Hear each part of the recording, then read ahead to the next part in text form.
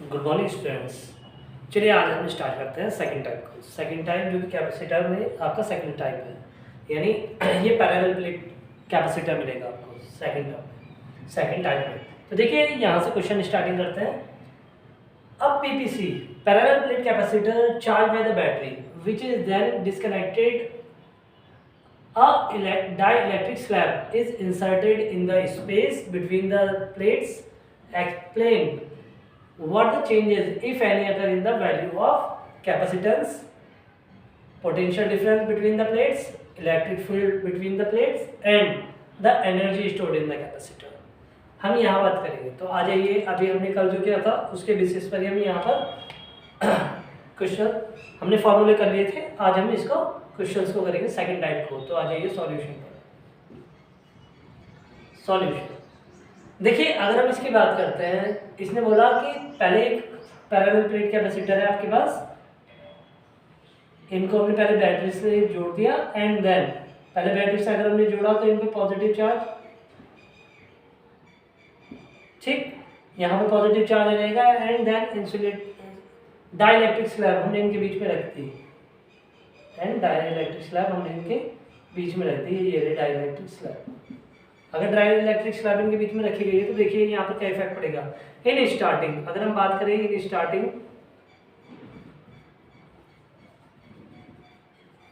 Capacitance क्या होगा? Capacitance होगा C is equal to epsilon naught A upon D।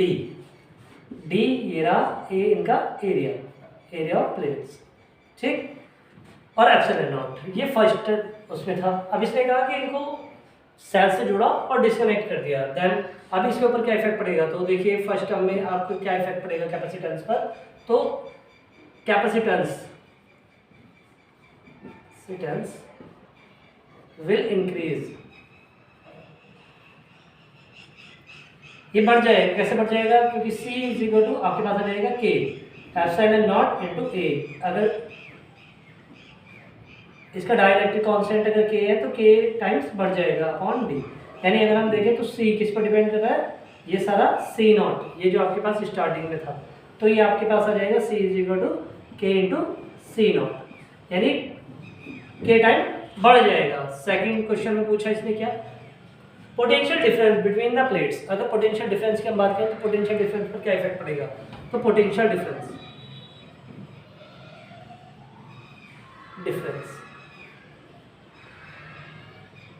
Potential difference पर क्या इफेक्ट पड़ेगा? तो potential difference V is equal to Q is equal to CV या C is equal to Q upon V या V is equal to Q upon C।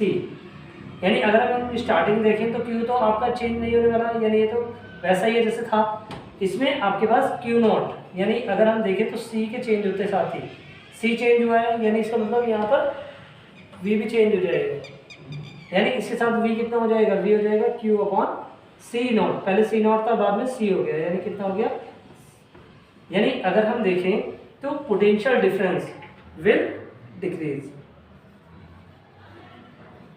ये decrease हो जाएगा। क्यों? क्योंकि अगर हम देखें इसको तो देखो V directly proportional to 1 upon K। जैसे ही K इनके बीच में आ जाएगा तो V खुद कम हो जाएगा। थर्ड में इसने क्या बोला? थर्ड ये कह रहा है dielectric field between the plates. तो डाइलेक्ट्रिक फील्ड, अगर फील्ड की हम बात करें तो फील्ड में क्या चेंजेस आएंगे? इलेक्ट्रिक फील्ड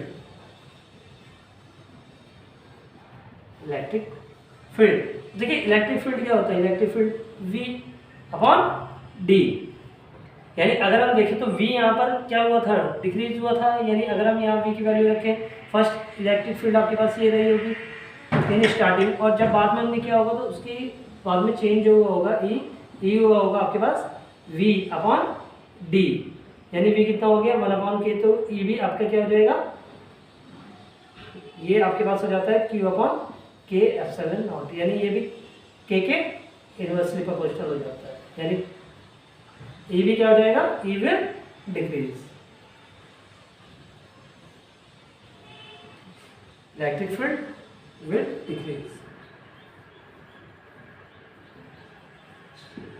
फोर्थ में क्या कह रहा है? The energy stored in the capacitor, energy stored तो एनर्जी स्टोर्ड में क्या चेंजेस आएगा, energy stored.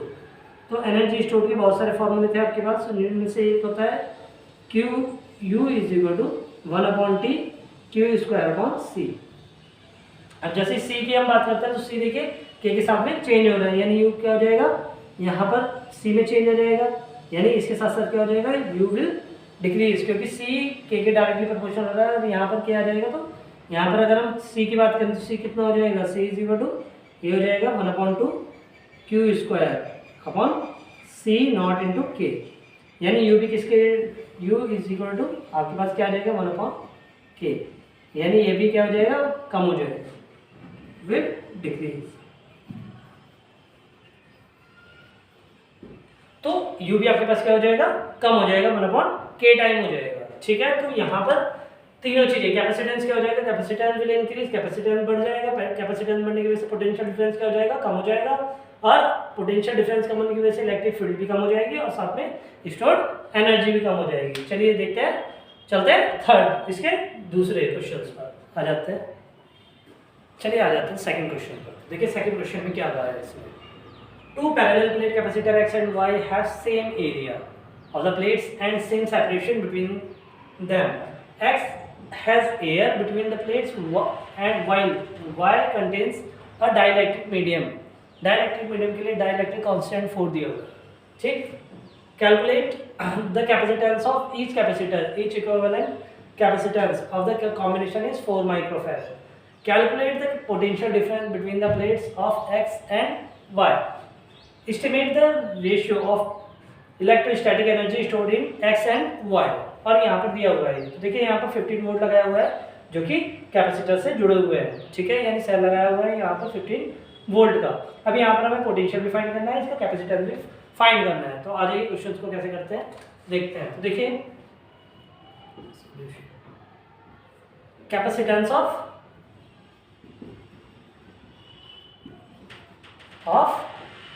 First x capacitor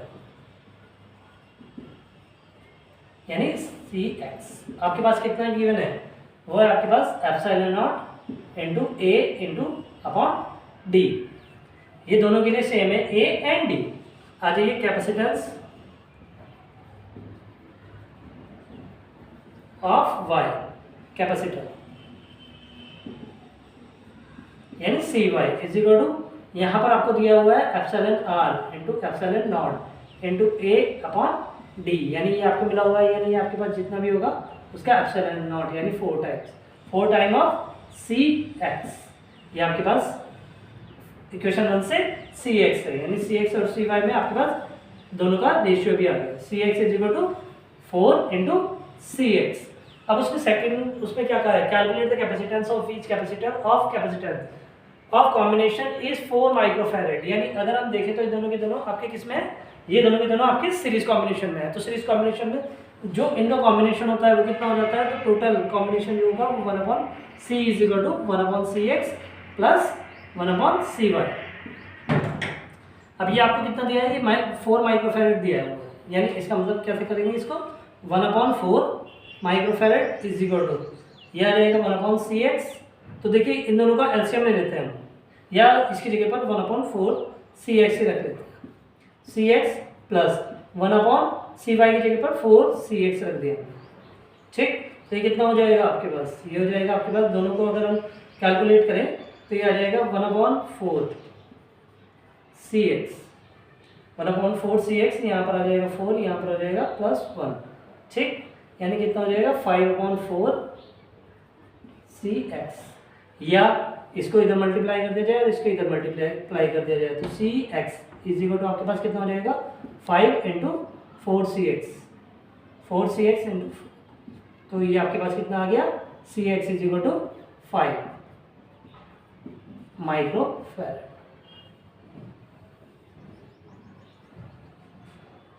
यानी cx कितना हो जाएगा, cx is equal to 5 microfarad and इन दोनों का कॉम्बिनेशन आपको दिया हुआ था, तो cx आपके पास आ गया। cy भी इसी तरीके से आप निकाल सकते हो, तो cy कितना हो जाएगा फ्रॉम इक्वेशन 1, इसको 1 ले लेते हैं, तो 1 सेकेंड सेकंड इक्वेशन से देख लेते हैं। तो सेकंड इक्वेशन से सी वाई कितना हो जाएगा, C Y is equal to 4 into 5 यानी 20 माइक्रोफैराड। ये दोनों आपको मिल गए, C X and C Y. अब आ जाते हैं सेकंड पर, calculate the potential difference between the plates. तो देखिए पोटेंशियल डिफरेंस,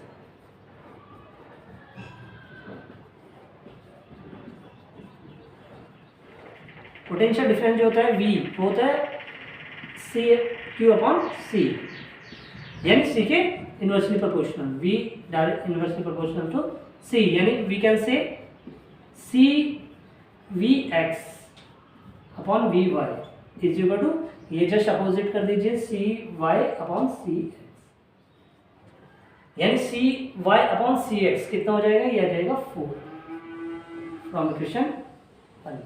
तो यहाँ पर V X and V Y दोनों का रिलेशन भी आ सकता है, V X is equal to 4 into V Y, इसको आप थर्ड इक्वेशन मान लीजिए। तो देखिए यहाँ से आपने वी एक्स और वी वाई पे भी रिलेशन निकाल लिया है। अब देखते हैं इसका, देखिए ये दोनों सीरीज में जुड़े हुए हैं, अगर इस सीरीज में जुड़े हुए हैं तो टोटल जो वोल्टेज होना चाहिए वो 15 होना चाहिए। तो V X plus V Y should be 15 volt. तो यहाँ से वी एक्स और वी वाई में रिलेशन है, वी एक्स की जगह पर 4 वी वाई रख दिया हमने, वी, तो ये आ जाएगा 5 V Y is equal to 15 और V Y is equal to 3 volt. ये आपके पास 3 वोल्ट आ गया। अगर आपको वी एक्स निकालना है तो वी एक्स यहाँ से निकाल सकते हैं, V X is equal to 15 minus V Y, 15 minus ये हो गया 3 यानी 12 वोल्ट। तो V X and V Y भी आपको मिल गया। अब आ जाता है थर्ड पार्ट।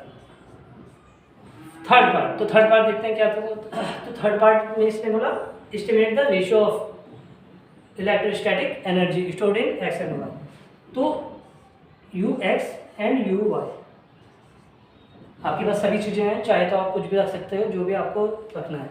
यानी इसका मतलब क्या हो जाएगा, Q square upon C V. अगर हम इन दोनों को देखें तो 1/2 Q upon C, Q square upon C, यानी आपके पास आ जाएगा 1/2 क्यू स्क्वायर, दोनों पर सेम होगा, upon C X, 1/2 Q square upon C Y, यानी C Y upon C X.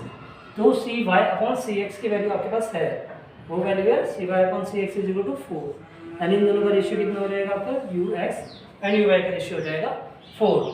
तो इस तरीके से आप इस क्वेश्चन को कर सकते हो। 2016 में आया हुआ क्वेश्चन है, इंपॉर्टेंट क्वेश्चन की लिस्ट में। चलिए आ जाता है नेक्स्ट क्वेश्चन पर। चलिए आ जाते हैं थर्ड क्वेश्चन पर। तो थर्ड क्वेश्चन बिल्कुल फर्स्ट क्वेश्चन जैसा ही है। तो चलिए आ जाते हैं solution first.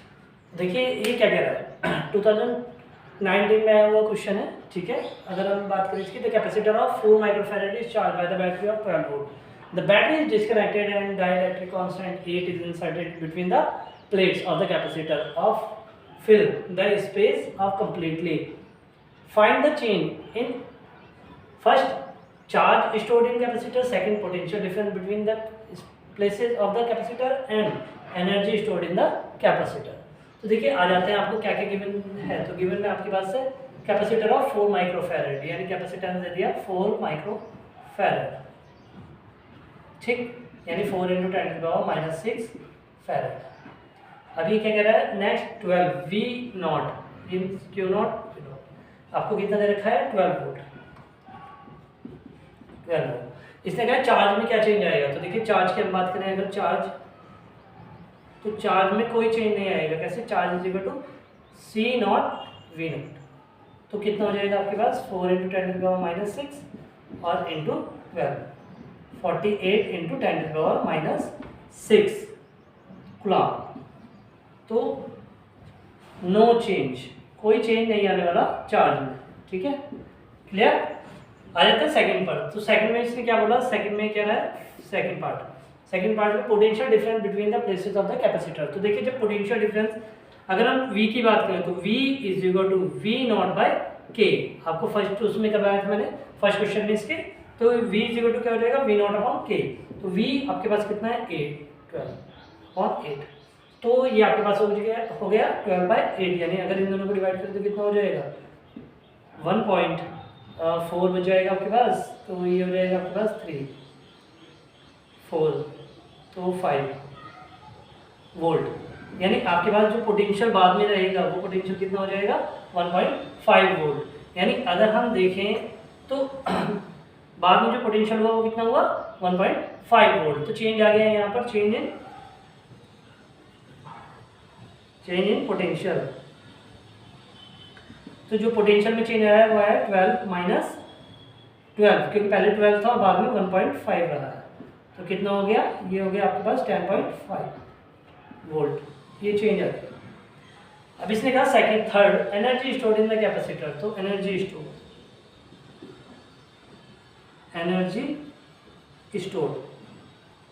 Ji in initial energy.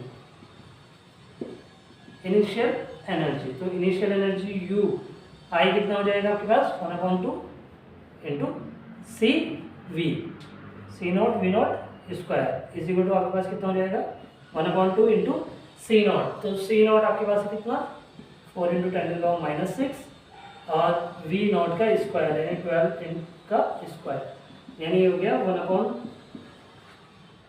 2 into 10⁻⁻⁶, ये हो गया 144 यानी 288 माइक्रो ये जूल हो। ठीक, ये आपके पास जूल में आ गया। फाइनल एनर्जी, अगर फाइनल एनर्जी की हम बात करें तो फाइनल एनर्जी कितनी हो जाएगी UF इज इक्वल टू आपके पास कितना हो जाएगा 1/2 CV स्क्वायर। तो देखिए यहाँ पर हम इसकी वैल्यू रख रहे हैं CV, तो C की जगह पर मैं रख सकता हूँ K इंटू सी नॉट जो हमने रख दिया, एंड V नॉट की जगह पर हम रख सकते हैं V नॉट। तो देखिए V की जगह पर हम रख सकते हैं V naught upon K square. तो ये आ गया 1/2 into K C naught into V not square upon K square. तो K से K डिवाइड हो गया।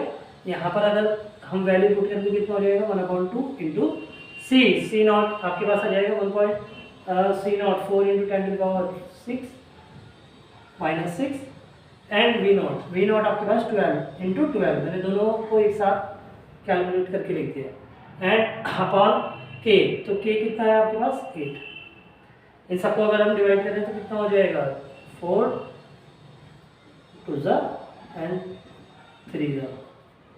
तो ये हो गया 36 इंटू 10⁻⁻⁶ जूल। यानी अगर हम इन दोनों को देखें तो चेंज इन एनर्जी में जो चेंज आया है वो आया है आपके पास UI, क्योंकि I बड़ा है इस वजह से UI लिखा है, यानी UF इज इक्वल टू, देखो दोनों को अगर देखो तो 10⁻⁻⁶ दोनों में से कॉमन आ रहा है तो मैंने कॉमन निकाल दिया।